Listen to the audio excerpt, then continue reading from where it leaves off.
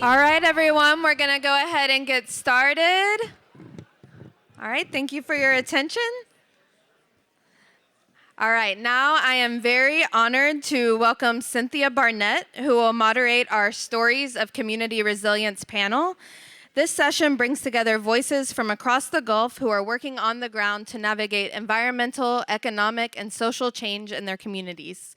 It's a chance to hear from people doing this work every day and to think about what resilience looks like in practice. Cynthia is a member of UF's Gulf Scholars Steering Committee and is the director of UF's Climate and Environment Reporting Initiatives in the College of Journalism and Communications. Cynthia is a longtime environmental journalist and the author of 4 books, including Rain, A Natural and Cultural History, The Sound of the Sea, Seashells, and the Fate of the Oceans, both named among the best science books of the year by NPR's Science Friday. Her journalism courses immerse students with people and places across the Gulf South to report stories for UF's public media station, WUFT. This semester's project focuses on chemical exposure and Parkinson's disease. Her newest book, underway, The Sea Beneath Us, explores the secret history of the hidden crisis of groundwater. Please join me in welcoming Cynthia to the stage.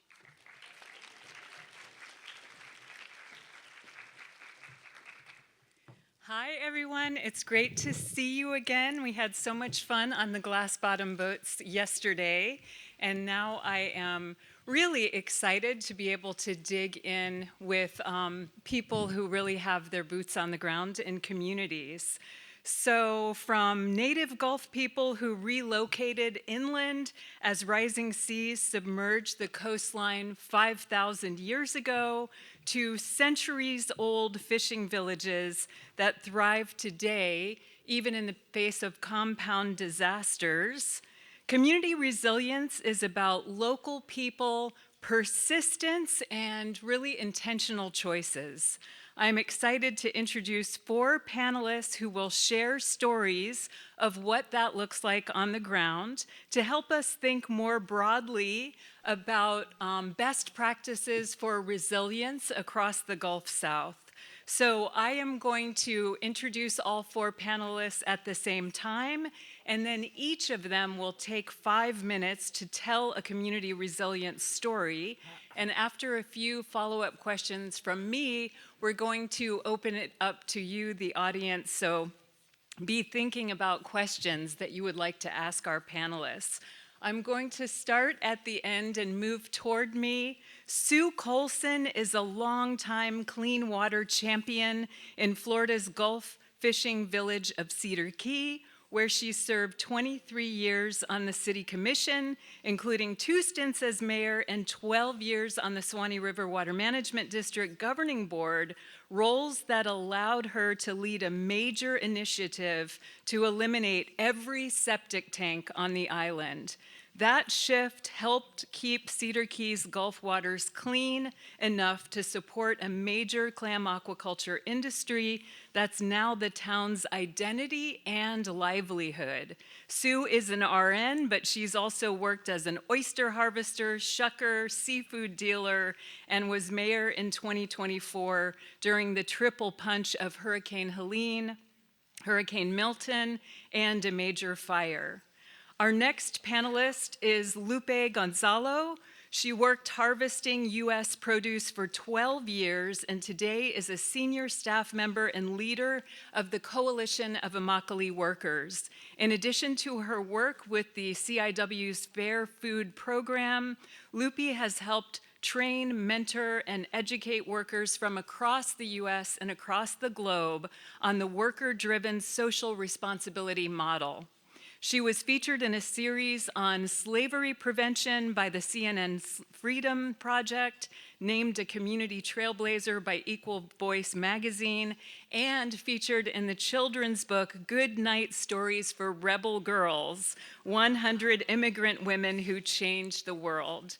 Lupe is joined by Julia Perkins, education coordinator at CIW, who will be providing English translation. Next on the panel is Dr. Joanne Perodin, a scholar practitioner in resident in resilience, disaster risk reduction, and governance systems. She serves as Vice President of Programs at the Clio Institute, a nonpartisan nonprofit dedicated to climate change education, engagement, and advocacy. She's worked on strengthening community resilience frameworks and initiatives across vulnerable regions of Florida, the Caribbean, and West Africa, aligning stakeholders and developing solutions that support sustainable, inclusive, and adaptive systems. Joanne's leadership and advisory roles include the South Florida Risk and Resilience Tech Hub and the National Academy of Medicine Climate Community Network. She earned her PhD in Public Affairs and her master's in public health with a specialization in environmental health. Finally, Dr. Angela Collins is an extension scientist with Florida Sea Grant and UF School of Fisheries, Forestry, and Geomatic Sciences, based at the Tropical Aquaculture Lab in Ruskin. She's a native of Florida's Gulf Coast, where she spent years supporting working waterfronts and collaborating with stakeholders to conserve recreational and commercial fisheries, including in the historic fishing village of Cortez that she'll tell us about today. Angela earned her master's and PhD in biology from the University of South Florida and spent more than a decade as a marine fisheries biologist with Florida Fish and Wildlife Conservation Commission, where she specialized in cooperative research with divers and anglers to collect data on iconic Florida sport fish. So Angela, I'm going to ask you to start us off, and then we'll sort of go down the panel and end with Sue. Thank you. Wonderful. Can you guys hear me okay? All right. Well, my name's Angela, and I am going to talk to you today about the historic fishing village of Cortez. Raise your hand if you've ever heard of Cortez, Florida.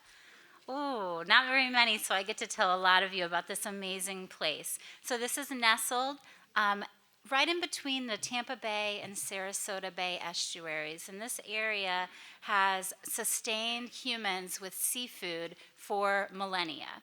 Right? The Native Americans had settlements that dotted the central west coast of Florida, including the Cortez area.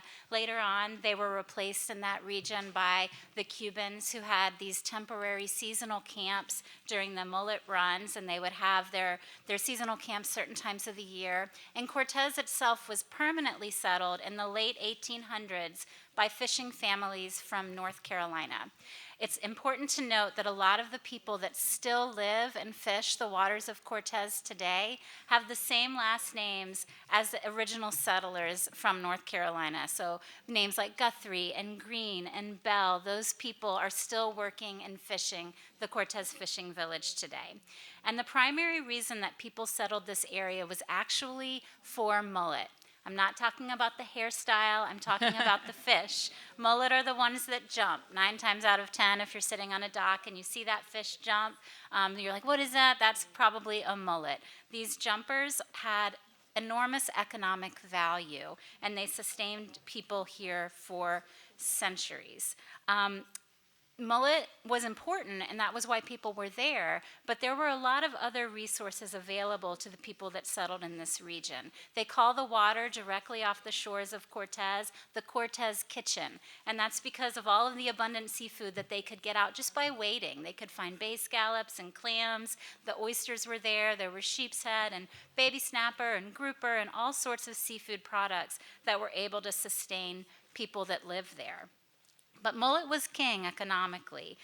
Mullet was actually the first agricultural product in Florida. A lot of people don't know that this is really important economically. Even before Florida was a state, mullet were harvested and shipped to other places of higher human populations, right? And the reason that mullet was such a great product back then, remember this is in the days before ice machines and Yeti coolers and refrigerated trucks, right? But mullet part of what gives them that big, robust flavor that a lot of people say, oh, mullet are fishy, it's because they have this high oil content in their flesh. And that high oil content in mullet makes them a good candidate for salting and drying and preserving and still tasting good weeks or months after harvest. So mullet was king. It was a primary agricultural product. Actually, the first railroad that was in Southwest Florida, one of the first shipments on that railroad was mullet going to the northern markets, right? So mullet was really important, and it remains important today. This was the lifeblood of this community. It fed the fishermen that lived here sometimes 3 meals a day. You hear some of those old salty families talking about how they ate mullet and grits for breakfast, lunch, and dinner. It was there to get them back on their feet after hurricanes hit the village, or you had a harmful algal bloom. During the Depression, a lot of the families in Cortez would trade seafood products with the farmers that were out east in Manatee County. They would trade mullet for tomatoes or for other row crops that might have been grown back during harder times. And in World War II, mullet were actually referred to as the Truman turkey because they were trying to get people to eat more seafood and conserve the world's grain supply for the soldiers and for the beef cattle. So mullet has a storied history. Mullet are filter feeders, right? So you're not typically going to catch a mullet on a hook unless it's on accident. They're caught primarily in nets, and the basic tenets behind mullet fishing have always been the same. Even the Native Americans would create these vertical net panels out of natural fibers. They'd float the top with something like a coconut or other floaty object, and they would weight the bottom with rocks or shells and make this vertical panel in the water column that they could use to capture these big schools of mullet that would move through the estuary. Times change and products evolve, right? The nets became cotton later and then finally were replaced by monofilament and more durable materials. But net fishing is how the people would catch mullet for millennia. And in 1994, the state of Florida passed something referred to as the net ban, which fundamentally changed the way that people can catch mullet. So fishermen had to sort of transition, right? In this fishing village of Cortez that had always had its lifeblood centered around this mullet fishery had to transition. It went from 6 fish houses to only 2. And the fishermen that stayed there, because fishing is a way of life, it's in their blood, they didn't want to stop fishing, they evolved, they transitioned, they became, other species became important that were still very palatable and economically valuable to other humans. Things like stone crab, other bait fish species are economically important. Think threadfin herring and sardines, snapper and grouper and blue crab. So the fishery diversified and the fishing village remains in Cortez today, although it has had, shifted priorities and shifting landings. And this is really one of the true last working waterfronts in the state of Florida.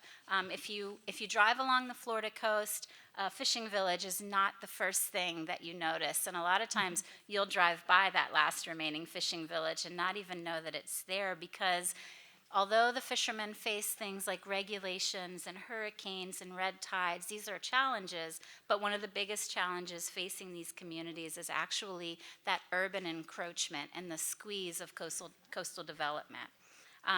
The coastal development comes in and replaces the fishing communities, and sometimes the public doesn't even actually recognize that this is happening. And the people of Cortez saw the writing on the wall. We're, again, in the Tampa Bay area, one of the fastest growing spaces on the west coast of Florida, and the village noted, the developing was continuing to grow, and there was a stretch of 100 acres immediately adjacent to the fishing village that the community banded together and raised funds so that they could purchase that land and get a conservation easement on it. This was a community-driven, completely grassroots effort that was led by the fishing families and a nonprofit organization called the Florida Institute for Saltwater Heritage. This piece of land is now lovingly referred to as the Fish Preserve, because fish is short for Florida Institute for Saltwater Heritage, and this piece of land can never be developed. That organization foundation is also dedicated to the cultural preservation of the fishing village of Cortez and was instrumental in getting that space dedicated on the list of the National Registrar of Historic Places, which basically provides a mechanism to protect that area from new builds and also sort of mandates that anyone that buys a space within Cortez not only has to put up with the smells and sights of commercial fishing, but is actually encouraged to embrace the commercial fishing aspect of that village. Places like this are very few and far between, and so I'd like to the take-home message is that fishing has been a fundamental and historic part of Florida's past, and if we want it to be a part of our future, we really need to find ways to support the resilience and continued existence of these small working waterfront spaces where a lot of the seafood is landed here on the Gulf Coast. Thank you so much for that inspirational story, Angela. Let's turn now to Joanne. All right, thank you. It's a pleasure to be sharing this space with everyone today. And before I get started, can I see with a show of hand how many of you have either been affected by or know someone who's been affected by flood, hurricane, or wildfire? Okay. So when we talk about extreme weather events, whether it be flooding, hurricane, and wildfires, if your home is devastated, if you need support, the 90% of the help that you will get within the first 24 hours come within less than a mile from your home. And a common trend that I hear every time I go out in communities is that the government doesn't care about us. We are our first responders. So when we're talking about our ability to prepare for disaster events and to recover from quickly from disaster events in the context of resilience. And what I mean by resilience is not just having stronger buildings, but thinking about people, making resources and platforms readily accessible to individuals so that they can be better prepared or face lesser vulnerabilities for future events. We have to invest in people. And that's our approach to resilience. So what I want to provide as an example is a city in Miami called Liberty City. Liberty City is a historically black community, and it is known as one of the first black cities in Miami-Dade County.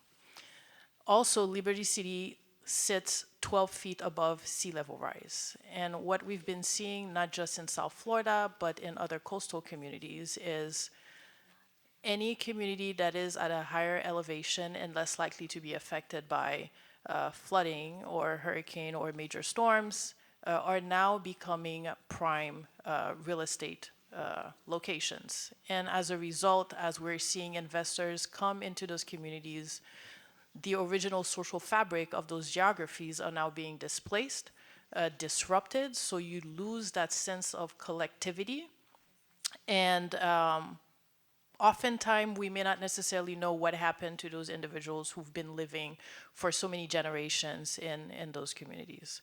So at Clio, our approach to resilience is to build trust, and we understand with trust comes patience, because if you don't show up, if you don't listen, if you do not learn from lived experiences by different individuals, you cannot necessarily build a true and strong trust or start from a place of trust with communities. And one program that we use to do so is called Empowering Resilient Women, or ERW. Now, the story of ERW back in 2017, 2018, after South Florida was devastated by Hurricane Irma, Clio began hosting a series of focus groups and community discussions with community members affected by the storm. And what became very clear to us, even though it's already been said in the literature, is there's a clear gender gap when it comes to who is affected the most by disasters and who is less likely to recover from those events. and who sits at the table when we're talking about disaster recovery or emergency management, policy decision making, or priority settings. And that is how, as an organization, we formalized this program called ERW by creating a space to listen, to navigate through patience, accountability, transparency, to take the time that's needed to build trust, and to also learn from one another. So whether you be a doula, or you be a retired nurse, or an educator, or a scientist, we bring our own experiences based on our professional pathways and live experiences as an individual living in Liberty City, for example. And from there, we follow this framework that is, we first learn, and it's a two-way process. As an organization, we bring in the science into that space, but we also listen and learn from individuals who participate in that program so that we understand their perspective, their priorities, what's an urgent need that is directly and indirectly tied to climate change. Then from learning, we move on to preparedness. So what that means, we identify what those priorities are, and then we bring local experts from the community to teach and share information about those issues. And what I mean by experts, it's not someone who has multiple degrees behind their name. It's someone who understands the culture, someone who's experienced those impacts, and someone maybe who works with an organization that has access to services that can be directly delivered to those communities. So topics that we've covered include community gardening. What is the impact on climate change in our ability to grow food? And what is the economic impact of climate change in our ability to grow food? What is the value or the importance in preserving native plants? And what is the impact of bringing plants that are not suitable for the climate of South Florida? We also tackle issues like extreme heat. Extreme heat kills more people than any other extreme event combined. So that includes flood, hurricane, wildfires. And in some spaces, we refer to extreme heat as a silent killer. In Florida, we have a senior population. And when you're exposed to extreme heat as an outdoor worker, whether you be a farmer, a landscaper, a construction worker, an athlete, or someone who lives in a home that does not have air conditioning, or you may have air conditioning, but because of the cost of living of Florida, you may have to choose between whether you spend the few dollars that you have on food or paying for your electric bill.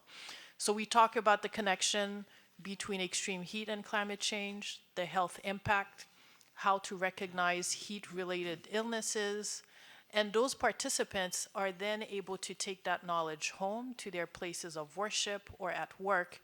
And ultimately, there's at least one life that I can say has been saved as a result of the acquisition of that knowledge. We also train those participants for hurricane season. So where do you access your information? When we're talking about preparedness, what do you prepare based on your context, your culture?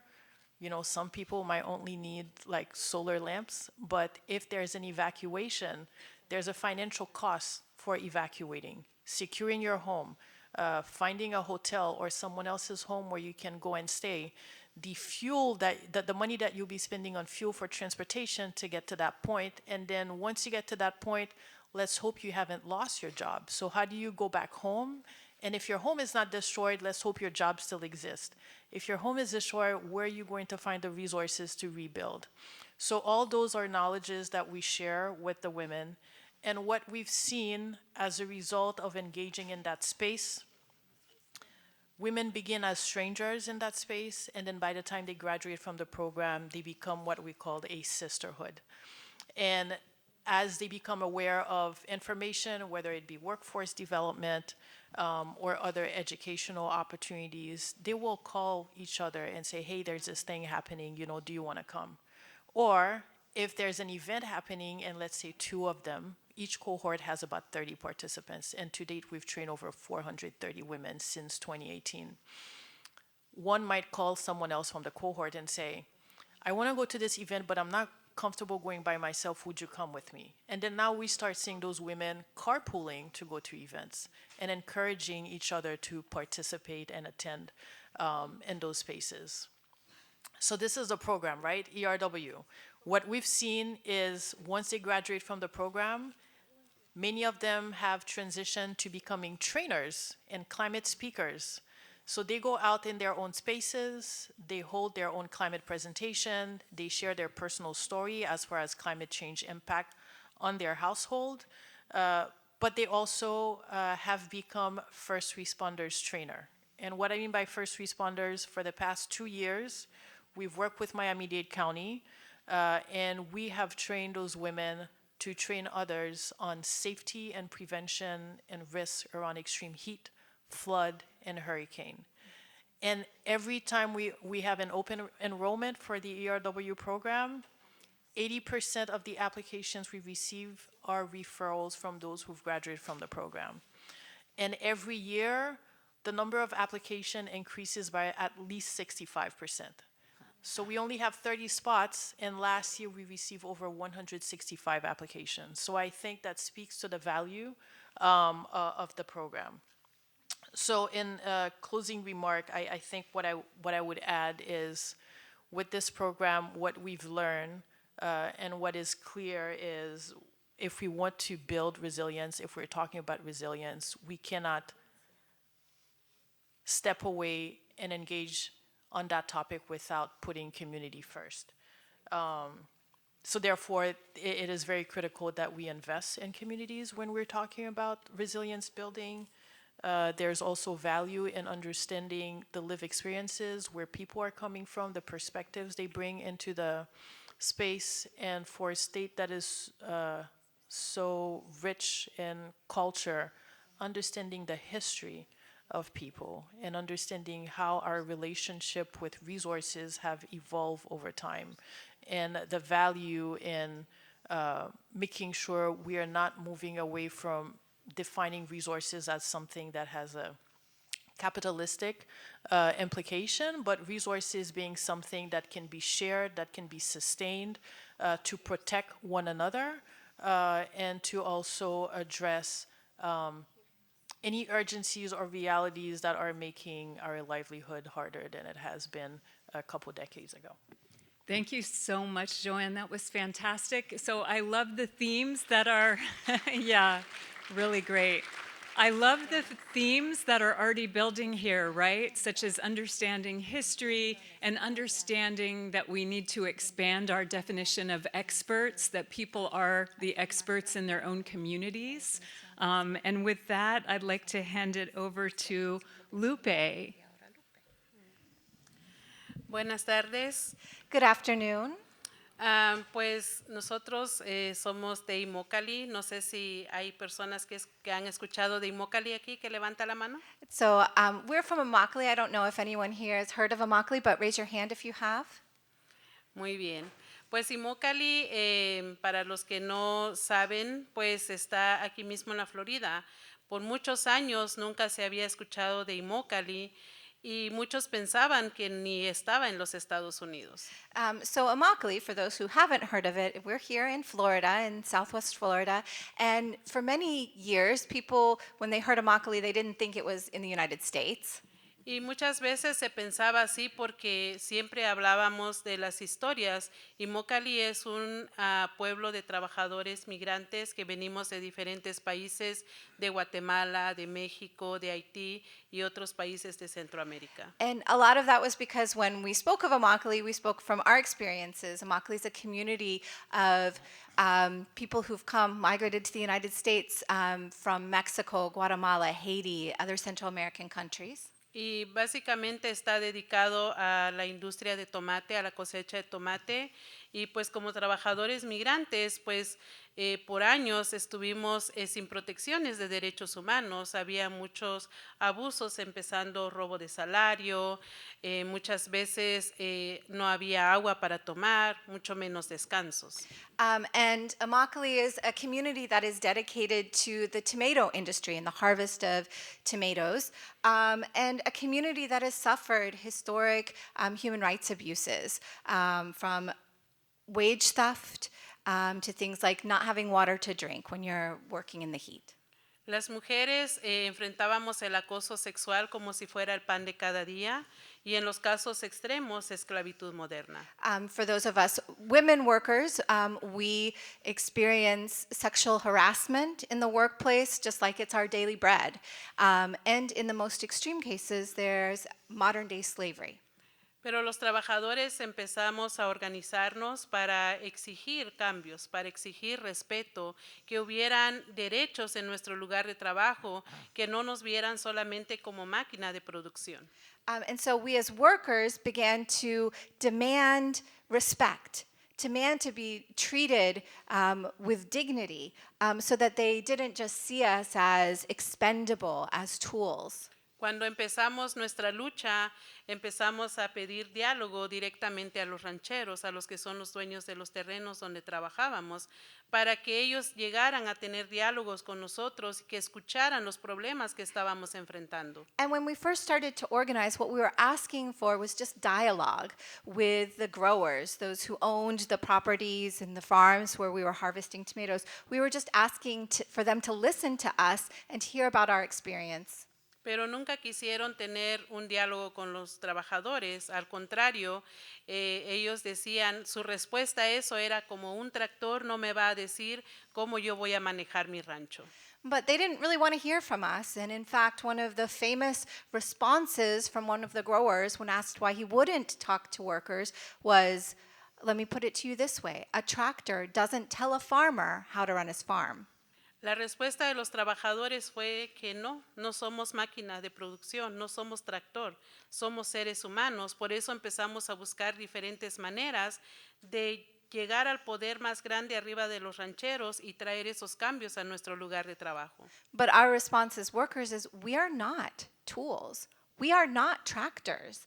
And so we began to look at who it was that had power to change the growers' response. En el 2001 empezamos a enfocar directamente en las grandes corporaciones, los que compran los tomates que nosotros cosechamos. And so in 2001, we began to focus on the large buyers of tomatoes, those who would buy the products that we were picking. Nuestra campaña fue enfocada en cadenas de comida rápida, proveedores de comida, supermercados y estábamos llevando 3 demandas. And our campaign focused on fast food companies, food service providers, supermarkets, and we were asking for 3 things. Una es que ellos pagaran 1 centavo más por cada libra de tomate que compraban y que este dinero fuera distribuido directamente a los trabajadores para tener un mejor salario.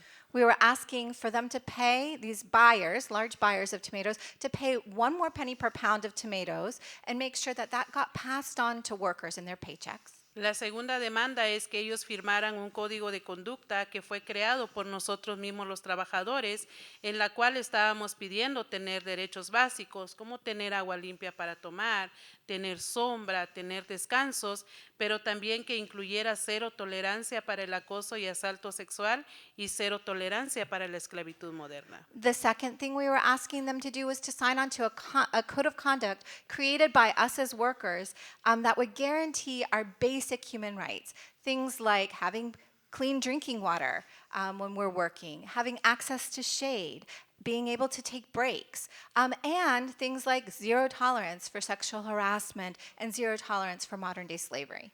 Y la tercera demanda es que los trabajadores tuviéramos una voz en nuestro lugar de trabajo para poder reportar cualquier tipo de abuso sin miedo a ser despedidos, sin miedo a represalias y que la persona que estaba violando este código de conducta tuviera consecuencias. And the third was that we as workers have a voice in our workplace so that we could denounce without fear any abuses that were happening, and so that the perpetrator of those problems were the ones facing the consequences and not us. Y pues desde que empezamos nuestra campaña hasta ahorita tenemos 14 corporaciones que han firmado este acuerdo.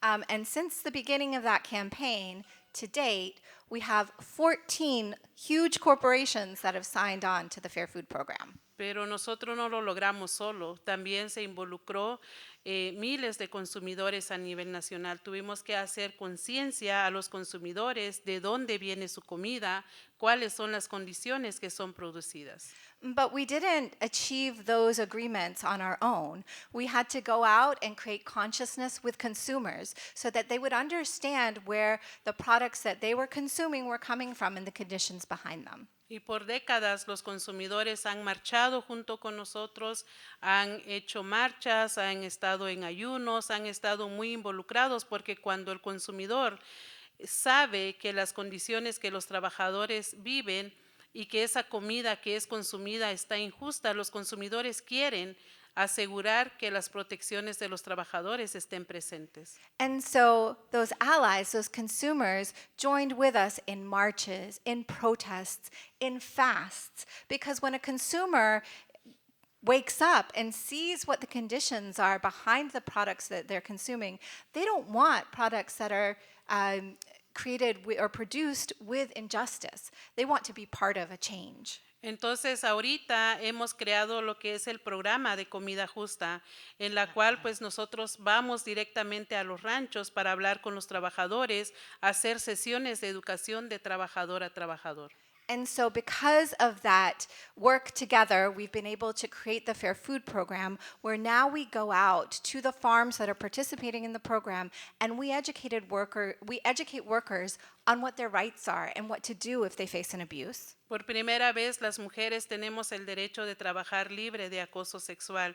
Ningún supervisor, alguien de la compañía o compañero de trabajo va a hacer acoso porque sabe que hay consecuencias. For the first time, we as women workers can work knowing that we can work free from sexual harassment because the bosses aren't going to take advantage of us anymore.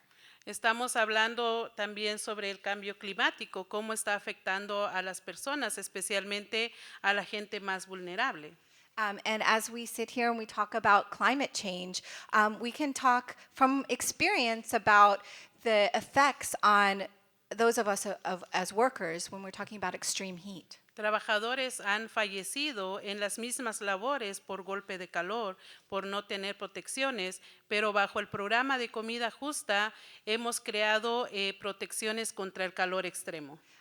Workers have died in the fields picking because there were no protections for them from extreme heat. But under the Fair Food Program, we now have protections. We have clean drinking water, shade, and the right to take a break. Desde el mes de abril hasta noviembre, los trabajadores tienen descansos mandatorios. Pueden descansar a cada 2 horas y media por 10 o 15 minutos. Tienen acceso a electrolitos, a agua limpia para tomar. Hay más preocupación para la salud de los trabajadores. On Fair Food Program farms, from April to November, every 2.5 hours, workers have a mandatory break for 10 to 15 minutes. They have mandatory access to electrolytes. There are protections for those workers now. Hay una línea de quejas accesible las 24/7 que una persona real está respondiendo, en donde pueden hablar en idiomas como en español, en creol, en inglés o en algunos otros idiomas indígenas que se hablan en la comunidad para reportar cualquier tipo de abuso. We've created a 24-hour hotline that's answered by a real human person that speaks in English or Spanish, Haitian Creole, or other indigenous languages that are spoken by members of our community, where a worker can make a complaint about a problem that's happening and get a solution to that problem. Y estoy de acuerdo, como lo mencionó la compañera aquí, es que las comunidades debemos estar al frente de las necesidades que se tiene. Muchas veces no podemos ir a otras comunidades a decir qué es lo que deben de hacer, sino unirnos y apoyar, y eso es lo que se ha hecho con los trabajadores en Immokalee, aprender de nosotros, tenemos campañas activas, involucrarse para poder seguir expandiendo este programa, porque fuera del programa de comida justa, esos abusos siguen pasando. And I'm very much in agreement with our compañeras here that communities need to be in the front when you're talking about what their problems are and what solutions are. And that's why we come together and support each other, and why we continue to learn from each other so that we can continue to improve conditions for workers everywhere. There are, outside of the Fair Food Program, there are still farms where those abuses that I talked about earlier continue to take place. Gracias. Thank you. Thank you.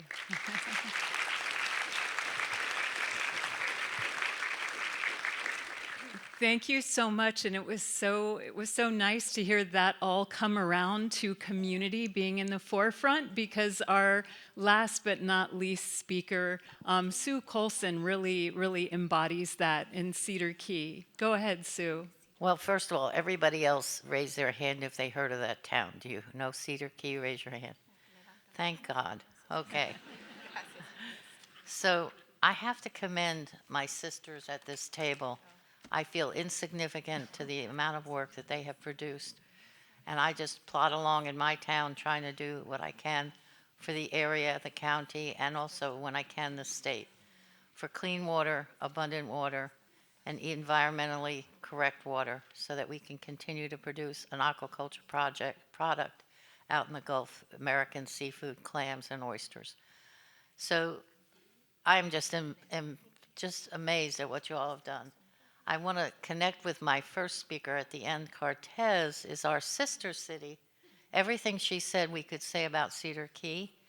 And I was going to show you, I don't know if you saw it or not, there's an Atlantic Constitution newspaper article from 1896 that said Cedar Key swept away and it's gone. And it was from a hurricane.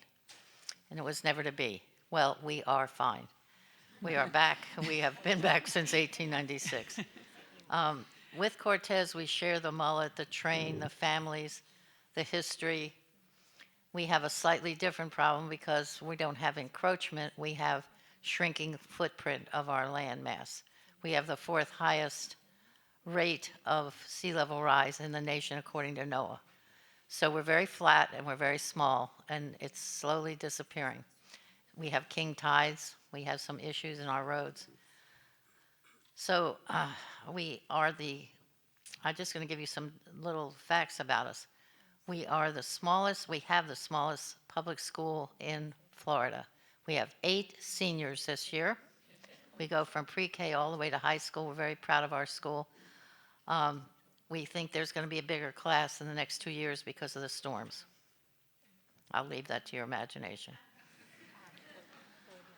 We have we have the ability to plant 1,500,000 clams on an acre that's aquaculture designated, and we have over 1,000 acres. So it's a big food product for us. It's gotten very large. It's about 30 plus years old, and it's a very instrumental crop because it requires extreme clean water so you can eat the seafood. The shellfish is a filter feeder, and it needs very clean water. So this is a very, very important crop. And why is that important? Because everything we're talking about today revolves around money. And if you can prove that you make money for somebody, or you prove that you have a food product for somebody that's American, you hopefully have a chance of having clean water. So I have an interesting way of looking at storms, and I had the wonderful, I don't even know what I want to call it, privilege of serving as the mayor during the 3 hurricanes. Well, one was Idalia, it was spaced by a year, and then we had Helene and Milton, and then before any of those last 2 hurricanes, 1 week before, we had a massive fire on our dock street which wiped out quite a few businesses and quite a few jobs. I don't know if you even have an idea of how crazy that year was. And I learned something over the years of serving on the city and working with preparation for storms, storm cleanups, and so forth. And being a nurse, and a hospice nurse, I came to the theory of the 5 stages of disaster, mirrored on the 5 stages of grief. So the first stage is prep. We're really good in Cedar Key. We are prep ready. We do more and more every year to be prepped. Everything we have, we put on those wonderful magical engineering feats called wheels. You wheel it out, put it on a trailer, and get it out of town. Your restaurant equipment, your food, your furniture, whatever it is you value, get it out. That's one thing we learned, wheels. But we also have a hurricane prep day every year to get our city ready, especially for new residents. We also have produced a resiliency and adaptation plan that we had to have so we could get grants from the state of Florida. It's kind of a requirement for a city to do that, and we were one of the first on the coast in the Big Bend area to have ours completed. And it tells you what's adaptation thoughts you should do, and it also gave you a list of what you've been doing. Resilience is really not a choice. We just get up the next morning and we're either resilient or we're not. It just happens, and it's been happening for centuries. So it's how you adapt that makes a difference. And so with the help of the University of Florida doing this resiliency and adaptation plan, we came across what things we should focus on, living shorelines being one, restoring hydrology between the islands that should have not been bridged with dirt and should have had conduits, and also things like moving our essential services to higher ground and doing things that were smarter to sustain and also do a quicker recovery. So that's the first stage, and we're good at it. We are good, and every year we add to it, and every year we meet and we figure out what we didn't do right and how we should do it again. That's preparation. Sandbags really don't work, guys, but whatever. You want to dig in and make a sandbag, do it. Then we live through the storm. That's the thing. You got to make it through the storm. That's short, hours, done. Then you go to the first short-term recovery, which is the third stage. So this is where you go out and the debris is 3 stories high on a tiny island. 3 stories high debris for 6 weeks every day, hauling it out of there. That is an amazing feat, putting back some services, getting shower trucks in, getting bathrooms in. Thank you, FEMA. Thank you, FEMA. Thank you, FEMA. The only thing FEMA didn't do for us that we would hope that they may do in the future is FDEM did, the Florida Emergency Management did, was allow us to put in little travel trailers so people could stay on their land and help clean up and put their kids in school, which was not damaged, by the way. And so that was a good thing that the Florida State people let us do, and we had people come in and stay in their trailers so they didn't have to drive 65 miles to Gainesville to spend the night and then go back and work on their property and put their kids in school and pick them up and go back to Gainesville. It was good for Gainesville, was not good for us. So that was a big boon. So if we could figure that out, because you see, FEMA doesn't allow travel trailers in a floodplain area, which is where you have to fix things. And it would only be temporary. They don't stay. So that is the first stage. And that lasts sometimes up to 3 months. It's kind of heavy, but it is doable. Then is the long term is the second part. That's what we're in now, the long-term haul. Now we're going back to the prep things where we learned all these things where we should move city services, where we should not build in low places, where we should relocate things. We don't have a grocery. We have to travel 35 miles to a grocery. Our post office just got put back in about a month or 2 ago and still not fully functional. You can't mail things from it, so what good is that? So we're in that long stretch. This is where a phenomena happens. It's the 5th stage, amnesia. People are forgetting. People want businesses back. Let's put the grocery right down here in the lowland. Let's do this, let's do that. We don't care. It's going to work. And it's fighting that urge to go back to what you were loving and wanting and being back to. So adaptation has to change. And I've looked back over this time period since 1896, and there's always a major shift in the culture at the time. There's a major shift on how the city looks. There's a major shift in priorities. And so we're struggling through that now, and it's a hard struggle because there's people that don't believe in sea level rise. There's people that don't believe in climate change, and we have some politicians that are sitting in commission seats that say that prayer is what saved us from this last season, and I have some doubts that that's kind of how it happens. But I just have some doubts. I guess we had a bad year the year before, and we didn't pray hard. But these are everyday things that we have to fight. My biggest thing that I'm doing right now that I'm working on is I left the city government on purpose to work for the water and sewer district. We have a special district. It's not part of the city. So we don't have the utility of water and sewage under the city branch. It's a separate agency. And I'm now on that board. I got elected to it because my campaign slogan was "Make water great again."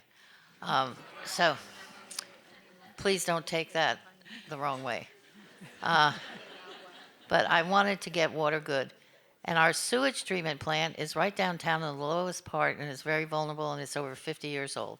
So a sewage plant that goes down in a storm permanently, it's destroyed, could destroy the clam beds, could destroy the businesses, could destroy everything. At our city meetings, we maybe have 2 citizens show up.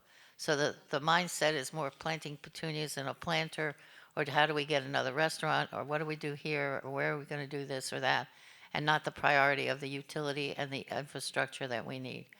We need this sewage treatment plant off the island, that wonderful thing that we talked about getting septic tanks gone. Well, we did, but we put them on the island under a plant. Now we got to get the plant out of there.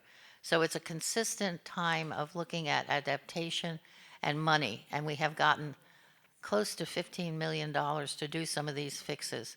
So we're in the throes of it, but guess what, guys? It doesn't happen overnight. It takes 2 years to fix all this. And that's only going to be a Band-Aid just to fix the plant, to make it till we get the pipeline.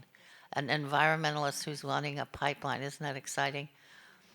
The pipeline will go from Bronson all the way to Cedar Key to take fresh, good water that we don't have to treat with chemicals and things that make it scary that we have currently, to make it potable. This would be pure, wonderful water that is located in the Bronson area. And the second part of that program is to take the sewage off the island all the way to Bronson. And what are you going to do with it? You get it to Bronson, you're going to treat it to its highest level and put it back in the aquifer, so we have recycling this water, and we don't take it, we put it back like everybody else in the world does. We put it back, and it's going to be very clean, and it's not going to be scary.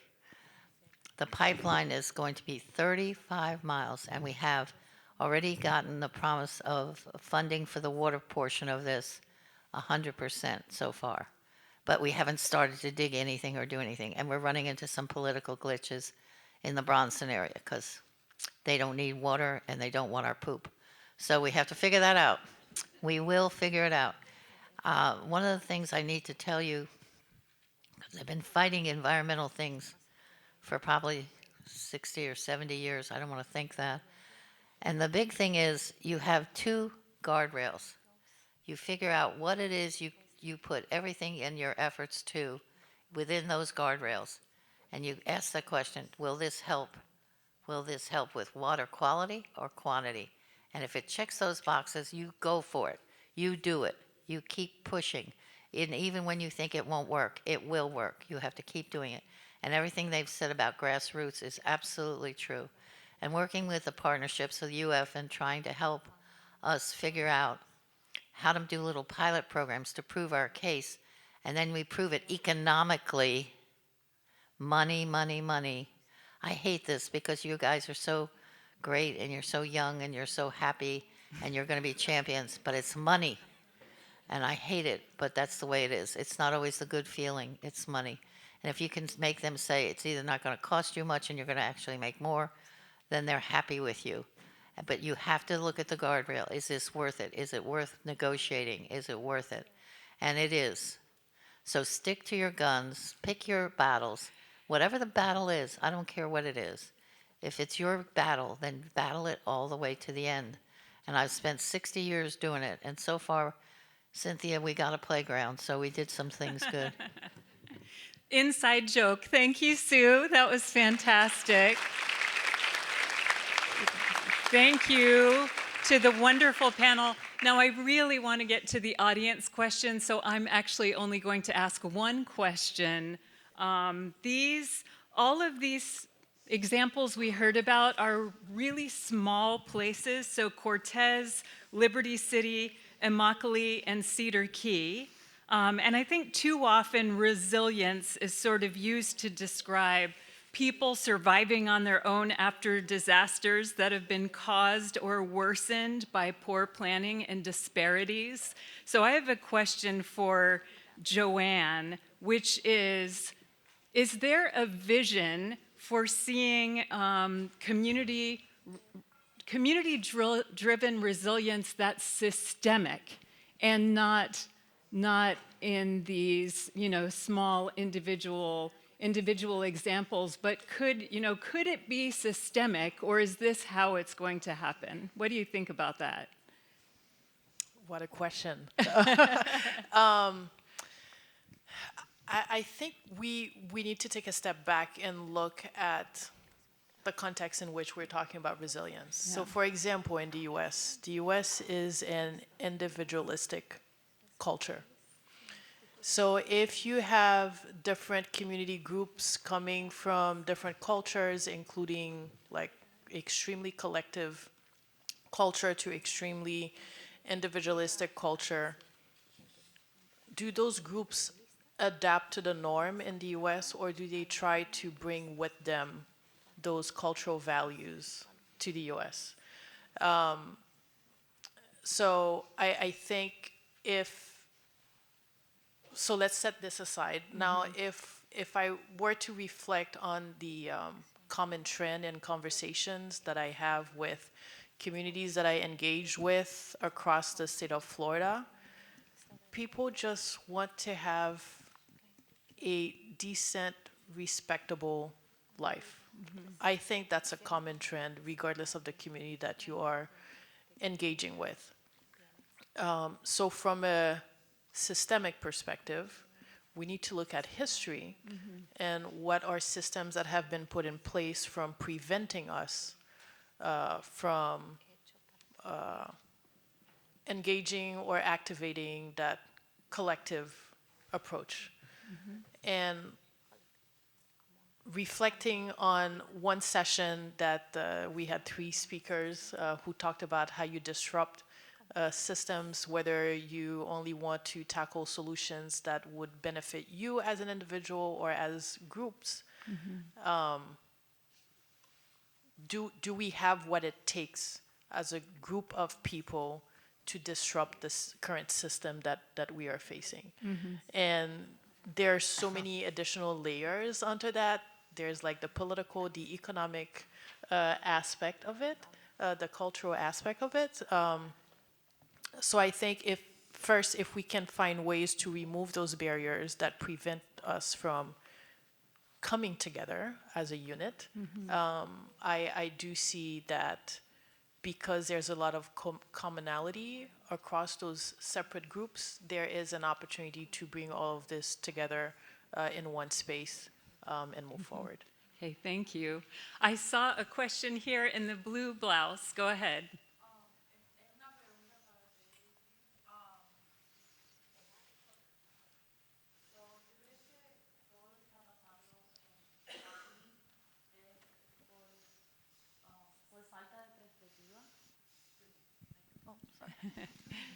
Thank you. Perdón, ¿cómo? Okay. Yo soy de Fort Myers, entonces yo sé todos los problemas que estaba pasando en Immokalee, pero mi pregunta, bueno, tengo 2 preguntas. Mi primera pregunta es, ¿tú crees que es falta de perspectiva de no de los trabajadores, pero de los bosses? I can't say that. Patrones. Ajá. ¿Quieres interpretar la Do you want pregunta? to interpret your question, or do you want me to? Can you do it? Yeah. Okay. So I'm from Fort Myers, and I understand what's happening in Immokalee, and I'm wondering if you feel like the problems are because of the fault of, or the lack of perspective on behalf of the bosses. Pues muchos de los abusos viene directamente de los patrones, digamos, porque ellos tienen el poder, ellos pueden controlar las horas que uno trabaja, puede controlar las cubetas que uno cosecha. Entonces muchas veces ellos deciden el pago del trabajador porque no hay protección a reclamos que uno puede hacer. Al contrario, si uno pide tal vez el pago que uno pues hizo en el día, ellos dicen, pues ¿dónde te vas a quejar? ¿O quién te va a ayudar? Entonces, cuando no hay protecciones, cuando no hay un lugar donde uno puede quejarse, uno no puede exigir porque siempre es en conflicto con el patrón. So a lot of the abuses do come immediately from the boss, because they're the ones who have power over you. They control the hours that you work. They control how many buckets you're picking. They decide what they want to pay. And because there's not any place to go to if you have an issue or a problem, this was before the coalition, when you would ask for your pay, they would say, well, who are you going to talk to? Who's going to look out for you? And so because there were no protections, that's how they had that power. Gracias. Y mi segunda pregunta es, ¿cuál es el futuro para Fair Food? ¿Qué vamos a ver en el futuro y las cosas que estamos trabajando ahora en el presente? And the second question is, what's the future for the Fair Food Program, and how are we going to get there? Pues lo que estamos viendo al futuro es seguir expandiendo este programa a otros trabajadores que no tienen esas protecciones. También estamos expandiendo el modelo del programa a través de WSR, que otros trabajadores en otras industrias pueden usar este mismo modelo para hacer cambios en su lugar de trabajo. So the future for the Fair Food Program is that we are working hard to expand it so that there are more workers who are covered by the protections of the program. I'll just add in there that I'm taking my translator hat off for a second, putting my organizer hat on. We have ongoing campaigns. There's a national boycott of Wendy's. There's a new campaign called the Fair Food University that you may be interested in learning about. And we also have an ongoing campaign to get Kroger to join the Fair Food Program. These are all companies that are standouts that have not standouts in a good way, that have not joined the Fair Food Program. Back on. So our plan is to have more coverage for more workers. The other part of that is that we're expanding the model so that what we've been able to develop to protect workers under the Fair Food Program, other workers in other industries and other places can use that model. We call it the worker-driven social responsibility model, to engage corporations and their workplace in those kinds of changes as well. Y lo más importante de esto, pues, que tenemos una generación que se está preocupando más por de dónde viene la comida, por el cambio climático, cómo involucrarse más. Entonces, eso es un futuro bastante prometedor para los cambios que queremos, ¿verdad? Entonces, siempre es importante apoyar las luchas, involucrarse en las campañas y, pues, si puedes llegar a Immokalee, pues, puedes aprender mucho más de nuestro trabajo. Entonces, eso es una forma bonita de ver el futuro, ¿no? De no quedarnos solamente con la información, sino de hacer algo para hacer los cambios. And I think that our future is very bright. We have a generation now that is not just concerned about themselves, but really about where their food and where the products that they use come from, and also about climate change. And so it's important to engage in those interests by supporting communities that are struggling, that have campaigns, that are asking for you to stand with them. And so I think that the future for the Fair Food Program and for all of our work together is very bright as long as we join together and listen to each other. Those were great questions and great answers. I am so sad to tell you that we're out of time, but the good news is that all of the panelists and the faculty and the staff here and the Gulf Scholars are all going to now hang out for about an hour in the Gulf Cafe so that we can deepen these conversations and keep talking, keep asking questions, keep getting answers, and I'm really glad that it came around to climate change and such a hopeful end of the panel. So let's give all of our panelists a round of applause. Thank you. Thank you so much, and everyone keep up the great work, and Gulf Scholars, let's continue the conversation. Thank you.